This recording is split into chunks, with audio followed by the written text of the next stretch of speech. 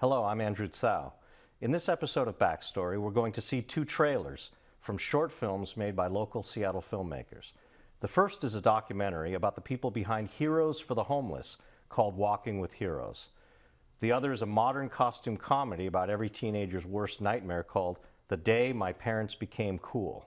With us now is the filmmaker behind Walking with Heroes, Christy X. Christy, thank you so much for being on Backstory, coming by to say hi. Thanks so much, Andrew.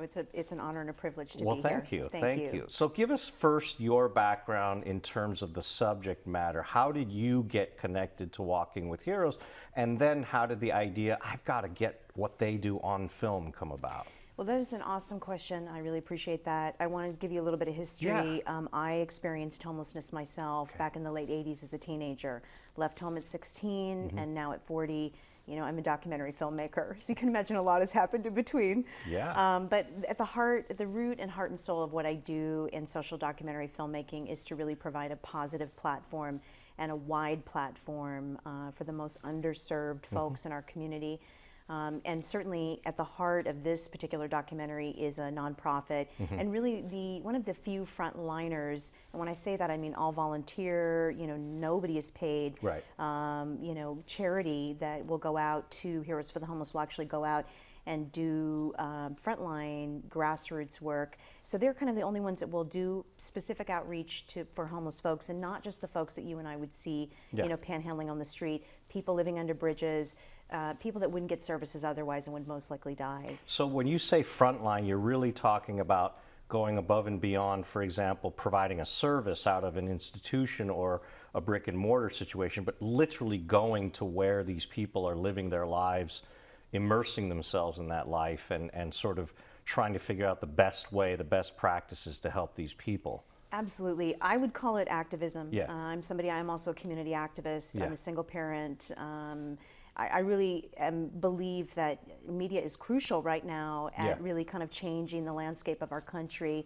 We're definitely kind of at the forefront of something very new here in the United States. And there are very many people that need services and help, and without them, they, you know, definitely will suffer or die. So I think that when I say frontline work and grassroots, I think it's something that a lot of people aren't necessarily associating with charities. Right. But for Heroes, I think it definitely applies. So it sounds to me like you're saying the social activist in Christy came first, the filmmaking came out of that social activism. Is that right? You know what? I'm not even sure, Andrew. I really don't know. Maybe it's a mix of both. Yeah, I really can't say. But you always saw the work you did as related to media. Always. Okay. And I've always been a media person. I think I'm somebody, it just took a lot for me to get on my life path. I'm someone who graduated from Seattle Central Community College, one of the best film programs in the nation that unfortunately just got hacked. It's just tragic. So it's very tragic, right? It is. Because look what it produced you. So there you go. It sure did, and I appreciate you saying that. I'm somebody that was one of 4 single moms in the program, one of only 4 women of color in the program, and I was very fortunate to graduate, you know, at 36. So I thought I was going to make avatars, right? I thought I was going to make sci-fi films or action films, and I certainly love narratives, but I'm really driven to use my media skills to really service the community and help as many people as I can. Right. I met Heroes actually producing another different social documentary film for the Car Camp Project. They specifically helped homeless people that were living in vans or vehicles. Their goal was to get them off the street where they could be harassed or ticketed by the police and get them onto church parking lots that were willing to work with them. It was kind of interesting. So they were basically referred me to Trisha and Heroes. Okay. Heroes was to be part of that particular film. And just moving forward, you know, I met Heroes, went out on a few outreaches with them, helped them in the kitchen, helped them service, you know, the folks, and really kind of fell in love with the organization. Well, that kind of leads me to the question that for me is the most fascinating for you as a filmmaker. In a subject like this, it's not just about going out with a camera, but you all already have mentioned that you have a personal relationship to the social problem we're talking about here in the film. But also, you know, when you go out there in the field, you're in these people's lives, and so trust and how you decide what you're going to shoot and how you depict it are all questions a documentary filmmaker in your position has to wrestle with. How do you how do you go about that in the day-to-day of, like, you know, I'm going out today and we're shooting this? What you know, how do you decide what is appropriate, what is not, what you're really looking to capture? That's really the trickiest part, and that's why most people don't do these types of films, because there's a fine line between, you know, integrity and exploitation. Right. I'm somebody that, you know, integrity and trust, you know, what you're describing, and being a resource is really the top priority for me. So in this case, you know, I just give you the example, you know, I met with Trisha. She was like, you know, basically said, Christy, we really have the need. Things had changed with the car camp film. That one ended up not being made.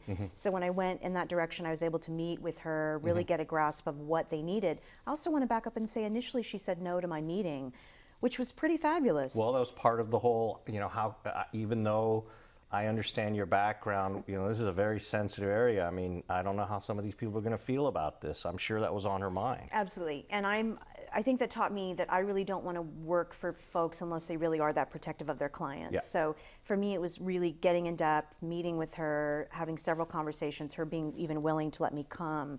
Once I was able to prove, you know, my skill set and really who I am as a person with integrity, and really that I truly care, you know, about our society and where we're headed. I was able to, you know, write the script, kind of go over that with her. She was able to kind of bring the clients to me. In some cases, that's not how I do it. I may meet, you know, 10 or 12, 15, 20 clients and, you know, choose the best person possible that, you know, is somebody who's willing to open up, who's ready to be shot. How do you build that bridge? I mean, you meet someone, you know, they're in a precarious day-to-day situation with their lives, and now they're being asked, I guess, would you be willing to be a subject for this? And I guess part for them, the positive is they're advocating on their own for Heroes for the Homeless, right? So they get that, but still they have to figure out a connection with you. What's your way of getting into that? I think, you know, I have to be willing to open up, and I have to be willing to trust my instincts, and I have to be willing to be a subject as well. Okay. I think that I think that I choose not to look at them as subjects because they are people, but I have to be willing to risk a part of myself and be vulnerable. That's and I'm what willing, builds the trust. Always, and I'm willing to do it every time. You know, my first documentary, Rescue, was about teen prostitution. We did that one for, you know, involving Tim Burgess and youth care. Yeah. Again, it was kind of a no at the door, but I was willing to say, you know, this is where I've been and this is why I'm interested in doing it. In the case of Robert and Carmen, they really opened up, really trusted that I was going to, you know, not only be able to elevate them and their story, but they knew that my intentions were good. And that, again, took time to just be able to sit down and meet with them and build that rapport. So tell me a little bit about the impact. We started this conversation with this notion that your activism and media go hand in hand, and how important this is. Why is it important? What audience has it reached? What difference has it made? You know what I mean, for Heroes for the Homeless? That's a great question. I mean, I think that the difference lies in, I think as a media person, I would think you might agree with me on this one, that I think there are people that make films that end up in grandma's basement, and then there are people that make films that want to be shown around the world. I'm not grandma's basement. So I feel like, you know, it's an opportunity for me to not only build my skill set and do it in a way that I can be proud of, and do it in a way that is going to service people. But I think in the case of Robert and Carmen and Heroes, the need for them and how it could help them was going to rely on this film being seen. Got it. And each time I think that is the case. So I think with Heroes, they were in a position and they were ready to kind of open up, even though they are really looking at, you know, keeping this thing grassroots. Their interest is, you know, maybe eventually, you know, training folks nationwide on how to service homeless people, how to do their type of outreach, how to assist more families like Robert and Carmen, you know, who need help. And does it make a difference? I think it does. I think it's one story at a time. Yeah, and also you're at a time now, we're at a time now where you actually have the opportunity to get out of grandma's basement because of YouTube, Vimeo. You know, back in the day, it was like, get the film, make the film, but where do I show it? Which festival, which organization is going to screen it? But you can reach so many more people now with a form like this, which is why I actually kind of admire that you kind of were concentrated and brief. You know, you were very succinct about what you were trying to do with it, but you also were aware that, you know, you could be dealing with a short attention span audience, so you concentrated in a right period of time. People could get into the subject in a reasonable sort of chunk there, and I think that was smart. I really appreciate that compliment, and I really want to touch base on what you're saying with audience span and attention. I'm really trying to challenge that because I feel like I'm not a huge fan of mainstream media. I have my own opinion of what is going on, what is being said, who the players are, who's being paid what, and why stories are being spun. Yeah. I personally feel that, you know, we need to challenge audience attention, and I feel like people are intelligent, and if given that opportunity and given a little piece of knowledge and information, they will feel motivated to do something about it. It's funny you should say that. I mean, right this week I was reading a piece that was beginning to really look into the way, you know, organizations that we consider to be objective voices, or maybe voices for people that have been less fortunate to be broadcast, but we're seeing that NPR and public television are sort of, you know, now the only way they're getting money is from corporate sponsorship. And of course, the corporations are now gently saying, well, we would prefer if you did this kind of content. And that's a big, big question. Absolutely. It's a huge question. And maybe one of the reasons why my company is called Guerrilla Films. Yeah. So Great. I'm such a grassroots person, Andrew, and I feel so passionately about people creating the kind of media that they want to see. Right. Being in the studio right now and having an authentic experience with you. Sure, it will be edited. Sure, you know what I mean? We've got to do the white balance and all that good stuff. But we're here talking. But we're here talking, and that authenticity really inspires me to keep going. There's a million stories and a million good people on the ground that deserve that opportunity, and to have that told, and to have it be professional, but at the same time authentic. Absolutely. Right now we're going to watch the trailer for Walking with Heroes. And be sure to stay with us afterward, because we're going to hear more from filmmaker Christy X. One, we're a completely volunteer organization, so we don't have any salaries to pay whatsoever. The second thing is that we bring services to our clients, and so it really is like a delivery service. That's what we're good at. The third thing, we do this work year-round. This isn't something we just do around the holidays or when the weather is severe. We are out there every month, rain or shine, or snow, and I'm always trying to stay focused on just serving one person, even though, you know, we're serving hundreds of people right now. I keep the idea in my mind small enough so that I can sort of maintain a focus on I'm just one person, and I can help another person. And that idea has sort of grown now into this very large organization that we can serve 350 people in 4 hours. So Christy, looking now at the content of the film, I'd like to ask, did you go into the film with a structure in mind? And if so, how did it change once you so-called hit the ground making the film? Wow, it always changes, right? Yeah. It's a great question, Andrew. I always go in scripting. Okay. I know a lot of documentary filmmakers, especially the ones that do social documentaries, probably don't do it that way. Okay. They may just do a treatment. I actually do a full script. In this case, like the Heroes script was, you know, Walking with Heroes was maybe 3 or 4 pages. And my writing is pretty dense, but I find it to be the best way to kind of keep us on track. And because I'm producing it, it's kind of the best roadmap that I'm going to have when we do kind of stray a little bit. I will say that it always changes once we hit the ground. I have to just think about what really strikes me right now are the scenes, and we only shot for 2 days, which was pretty amazing. 2 days? It was 2 days of shooting. 2 full days, I'm going to guess. Yes. Right? Non-stop, pretty much. It was, you know, I think we were out for, I want to say for all the car shots that you see, all the kitchen shots, Trisha's interview, Giles' interview was done in 1 day. Wow. And that was, I want to say, because I always keep it short and sweet, right? Because we're on my own producer's budget. It's going to be, you know, maybe 6 hours of shooting. We're just going to keep it, you know what I mean, quick and dirty. Okay. And then I want to say with Robert and Carmen, we would have done that in even shorter, probably 4 hours. And that would be all the camping, their interviews, all the outdoor, you know, their home, all that shots, right? So this style, this form of filmmaking here, we just saw a film that was a little less than 15 minutes, a lot of content in there. And it's not your first one in this format. So how has working like this changed you as a filmmaker? I think, you know, I have gratitude because I was taught by the very best instructors. It was, you know, low budget, move quickly, be efficient. Okay. So I feel like the guerrilla style and the things that I do, it's a challenge, but I think at the same time it forces us to be as creative as possible and get the best content and really not fool around, for lack of a better word. There's no budget or time to do that. So one of the great things you took out of your film training was efficiency in terms of production, so that you can actually have a chance to get the material you want, as opposed to bogging down in production. And of course, when you're dealing with real people, you can't. Right. I mean, you've got to move, right? You've got to move, and I think to keep it authentic and to keep the story where it needs to be and to keep the heart and soul of it, you have to really just focus in on key elements. And so that's when I think the script writing really pays off, where I already know going in the shots, and because I direct it, I can actually write the shots in, so I know what close-ups and mediums and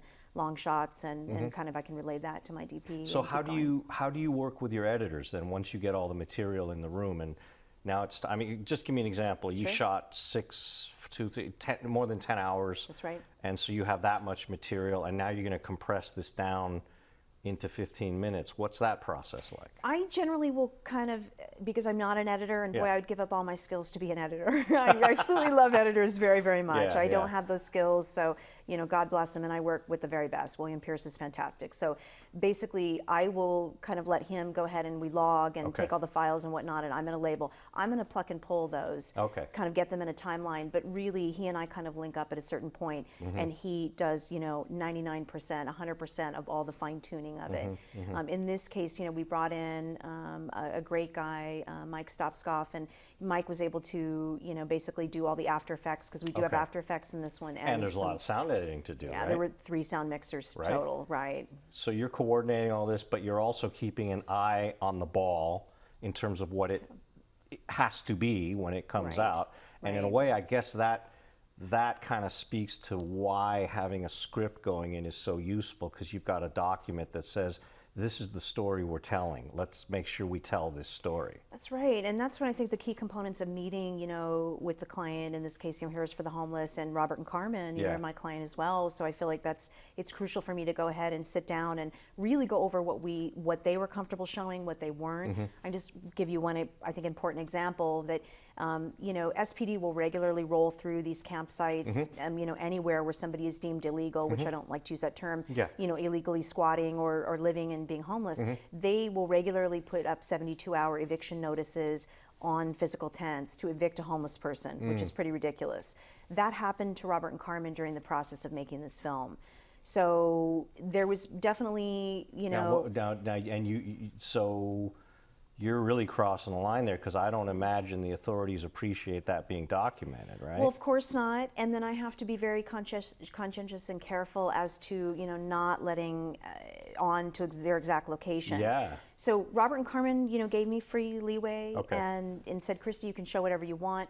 One thing in particular that I kind of hemmed and hawed on, and even to the very end was ready to pull, was the particular shot of the Weber and the barbecue. Right. That is something that could definitely draw attention. There absolutely no fire, no camp gear is supposed to be out there. But again, we're dealing with people who are living outside, who have a right to eat and should have housing and don't. So.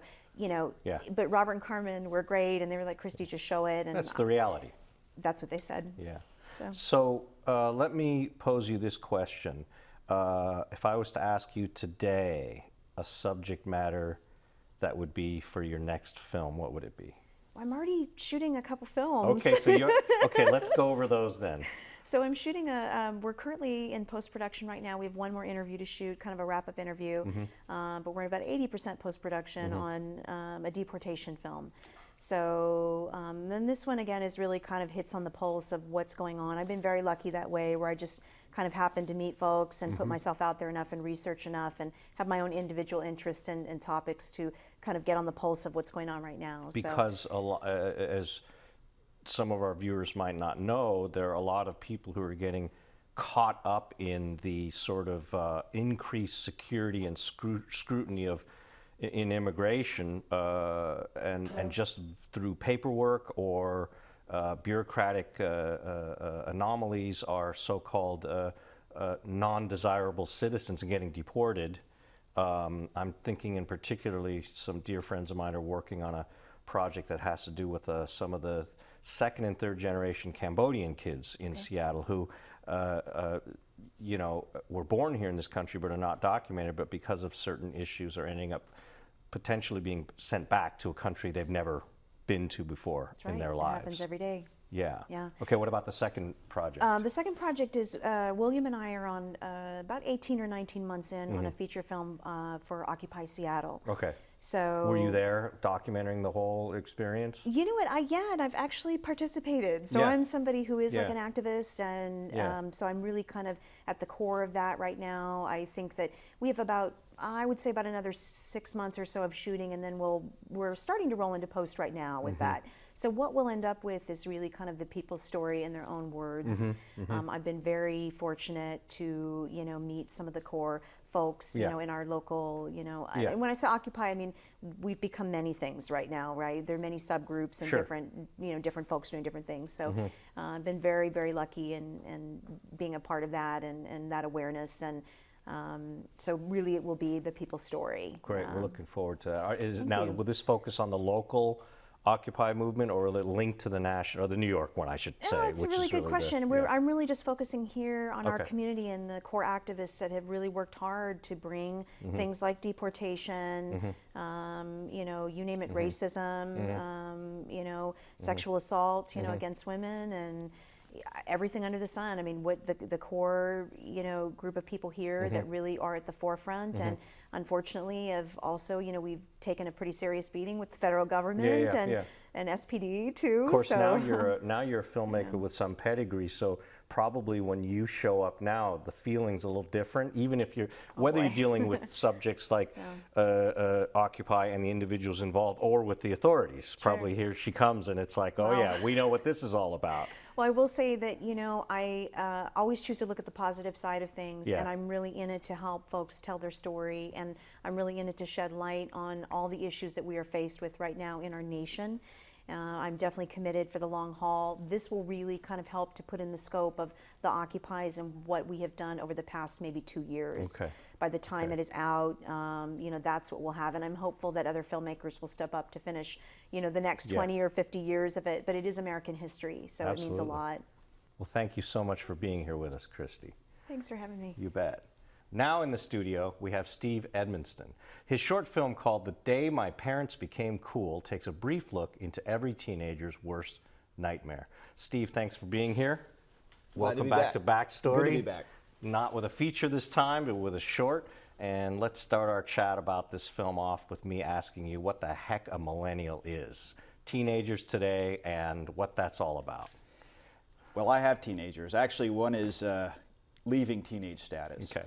I am no expert on teenagers, I can tell you that right now, or defining a millennial. This clearly, though, was inspired by what many would call the millennial generation. Yeah. For me personally, the film was inspired by my daughters. Literally, the idea I had was make a neighborhood, movie. Let's go make a movie. And I'll make a movie with my kids, and it'll be small. And I started writing. I wrote this story, realized this was no small movie.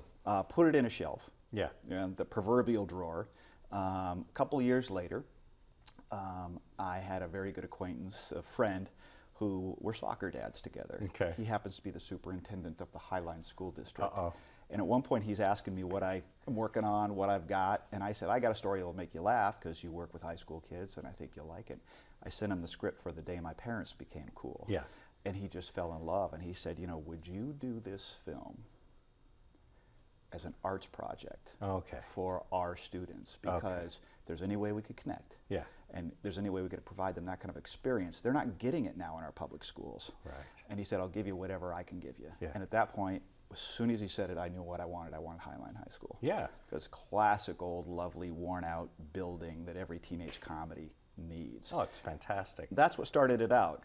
Now, whether or not millennials, I know anything about them, I don't think this is commentary so much on what is happening with teenagers today. Okay. But I think there is commentary here that there are many parts of being a teenager, and certainly being, a parent of a teenager, that haven't changed. There are, Well, that's one of the things that's interesting about the film. I don't want to give the whole context away because our viewers are going to take a look at it, but timelessness and time periods are going to play a huge factor in the telling of this story. But just to touch on some of the production aspects, you mentioned it started as the idea of a small family film, and it grew. I'll say it grew. I mean, you've got feature production level, especially in terms of the costuming, that just boggles the mind.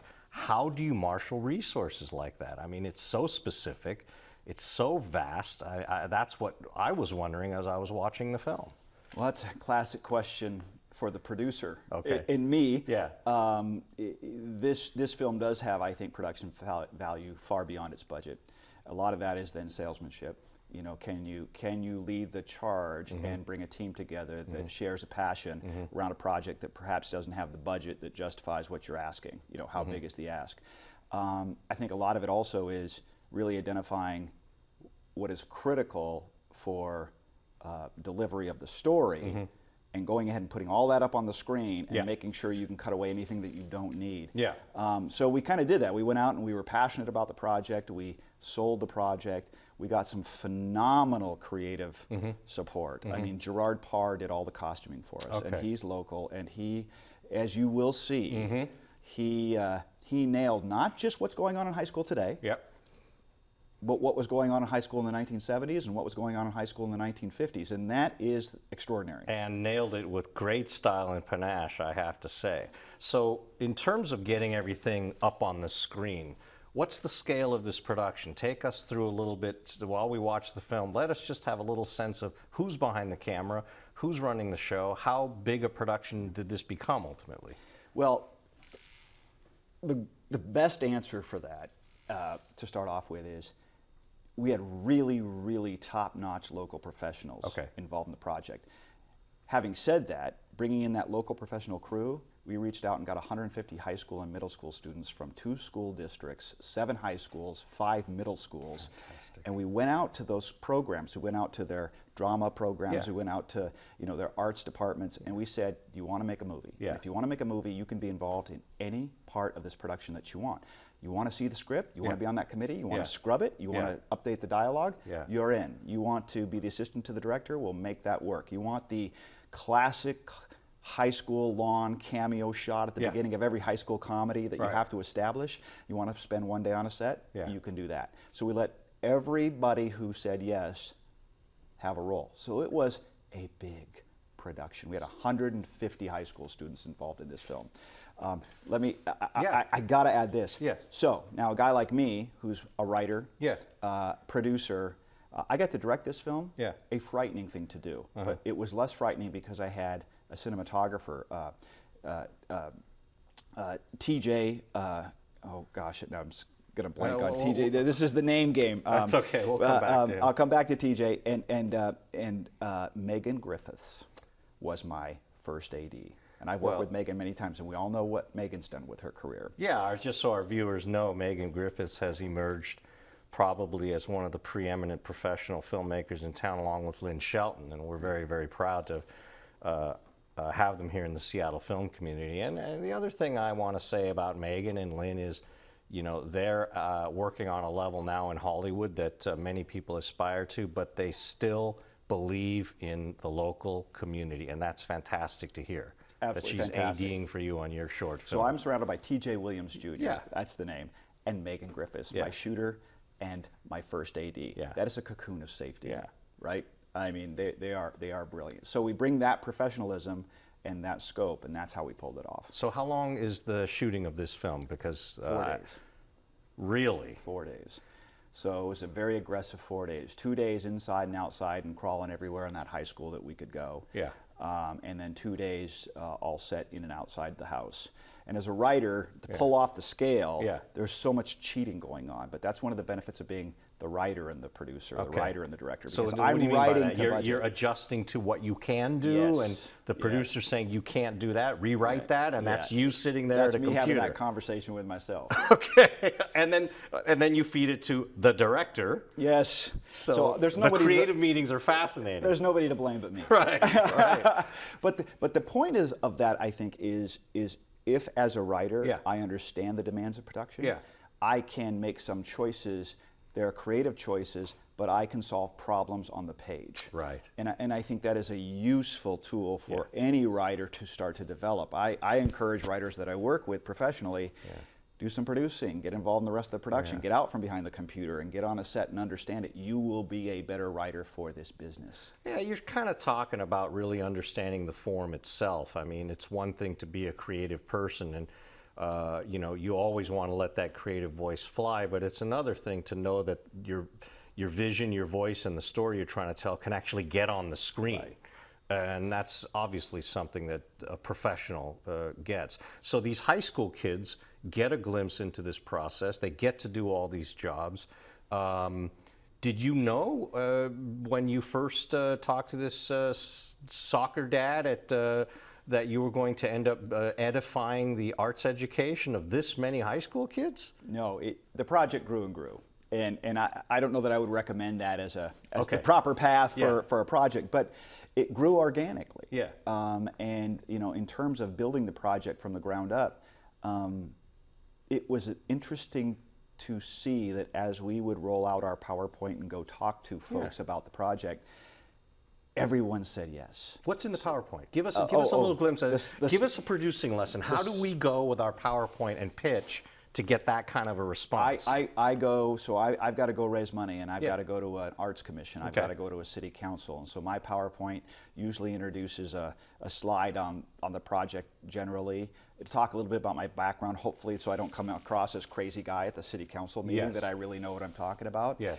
And then I really have to convince those 5 people, those 7 people, that they are also excited about this project, Yeah. and that there's a benefit for their community and Yeah. their constituency, and that I'll deliver all of my promises. Yeah. So Well, if that's I- where your track record comes in Track too. record is very important, Right. and the feasibility of the plan. Usually folks in that position have some sense of business and some sense of what can work and what's not going to work and Yeah. what's pie in the sky. So we need to be grounded, like I can pull this off, Yeah. or we can pull this off.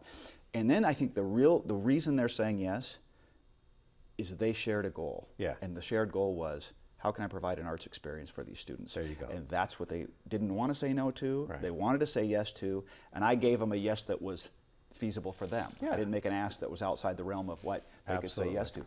And I got money producing this from 3 different cities, 3 different arts commissions, all the grant agencies, the Rotary. I mean, it was a very interesting sort of experience in terms of producing and financing, because I stayed out of the city of Seattle proper, which is very used to this Yeah. process, Yeah. and was in outlying communities.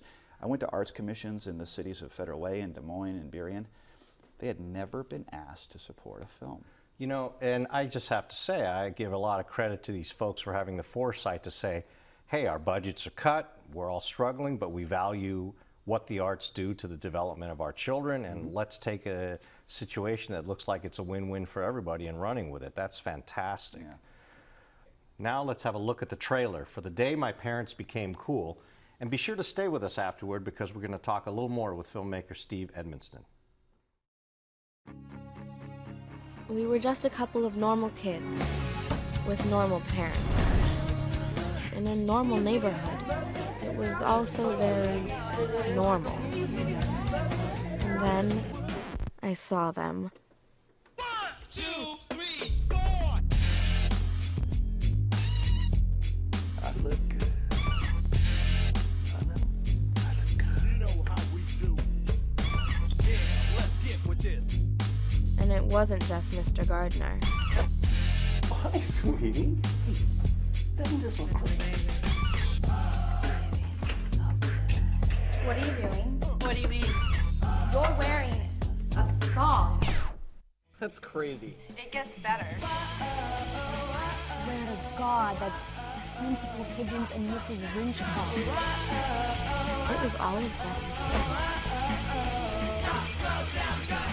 Definitely the comic. So what can we do? We knew something had gone wrong.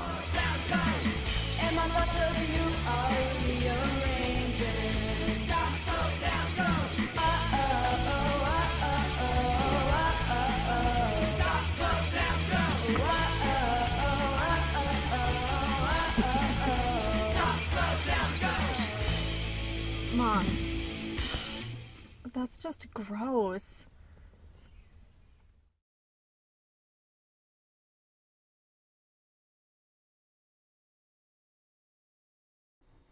It's a delightful picture, and I'm just still amazed.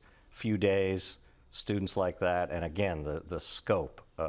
Masterful staging of large groups as well. You may have a future in directing large movie musicals.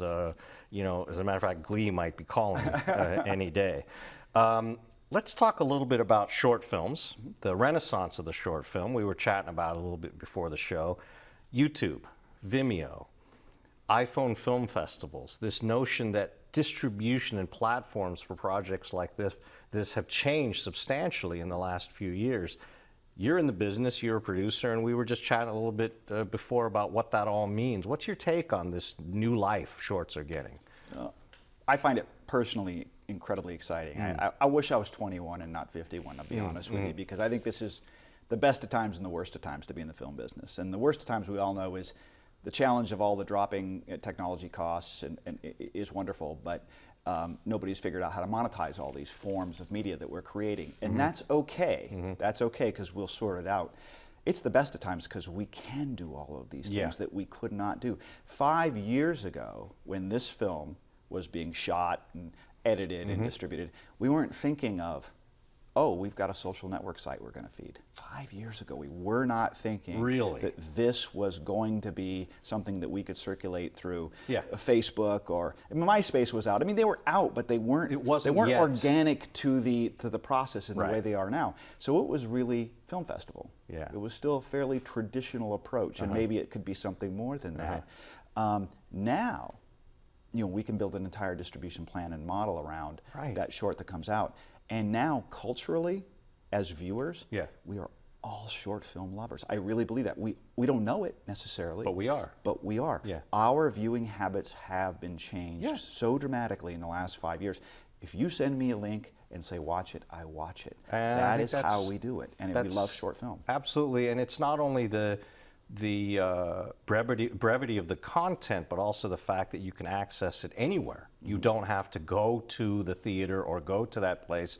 You can show them this film on your phone and build your audience that way. So as you look at this whole concept of short film platforms, I'm reminded of back in the early days of television, there wasn't a thing called residuals. There are a lot of, and it's sad because there are a lot of television actors, writers, directors who were sort of in the pioneer days of the half-hour comedy, 1-hour dramas, who never got to dip into the monetized sort of system that came about eventually, called the residual system, where you can get paid royalties every time the episode plays. And of course, we know now that with music, iTunes and all of these services have figured out how to charge a very small amount across a wide base, and I guess that's not called crowdfunding. It's more like what is the language of all of that? What is the thinking behind this new idea of a small amount, a small fee across a wide audience? We're certainly moving towards I don't know if it's the right word, but a microtransaction approach to distributing content across these platforms. Certainly, there's a group that thinks everything should be free. I mean, that will always be a certain philosophy of sharing content. Well, that's sort of the same ideas back in the day when you could listen to the song on the radio and it was free. So then now someone's saying pay for it online. You're like, why would I do that? But then the consciousness changed. Well, and you know, and things on the radio were free, except they bought my time with an advertisement. And certainly on television, things were free, except they bought our time with advertisements.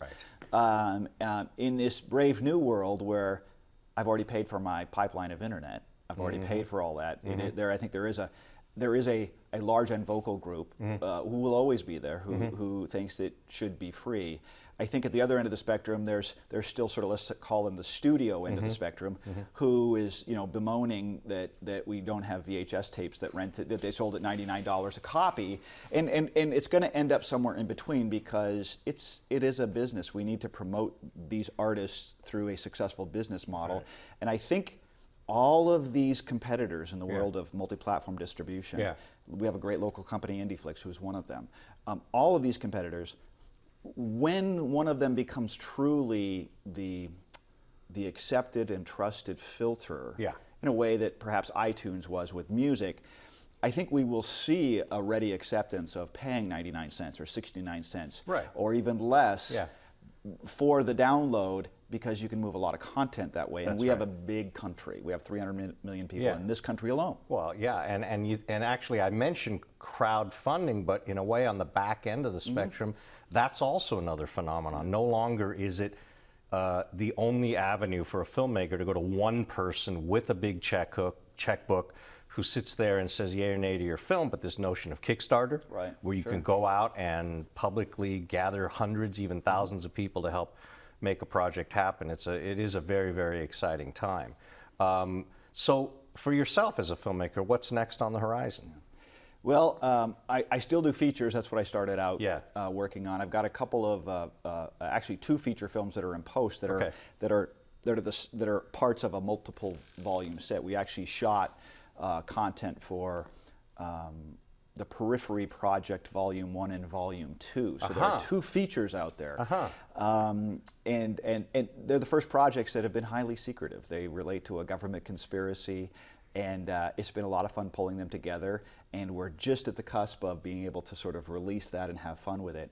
But in 2 weeks, I'm shooting another short film. I fell in love with short films, and I, for the rest of my career, will make short films. Well, what is it about that? What is it about the short that makes you want to just jump right back in and do it again? As a director this time, I mean, this is your new, the new avenue of your exploration in the director's chair. I think the short film provides, first of all, it provides all the pain that the features do. You have to do all the same stuff. So the pain is still there. Yeah. But I would say that the honeymoon stage of making movies is a much larger share of the pie in a short film environment than it is in a feature film environment. So the amount of fun that I think a filmmaker has, that I have, when we have a beginning, middle, and end of a project, and it's a short film and it's attainable, and I can have a greater level of control over that, is quite phenomenal. And taking on a crew and taking on a project and doing all the same things that you have to do everywhere else. You have to do from the front end, the financing, through the production, through the post, through the marketing and the distribution. It all applies. It just seems accelerated. The projects aren't. The story isn't. I've been working on it for 6 years. It's you can chew the bite that you took off, and I really enjoy that. And you can tell great stories. Okay, so quickly, just describe to me the best and the worst of the 3 hats you wear as a filmmaker: producer, writer, director. Best is writer. Okay. The best is, to me, that is the absolute unbounded honeymoon stage. Because there you are, you and the page, or the screen, and the story. I absolutely adore it. Yeah. The best is writer. I do very little directing, and I don't think that's my forte. And I've seen good directors, and I love to hand good direct. Garrett Bennett here is a phenomenal director. Lives over in Bainbridge Island. I've worked with him. I mean, there are people who are so good at that, and it's hard work. People don't understand how hard the directors work. The producer part is a love-hate relationship. There are parts of producing that are very, very difficult and are not fun. Producing becomes fun again when the film is done. I love the notion of, here is a newly birthed film, and we'll take it out into the world, and we get to go to film festivals.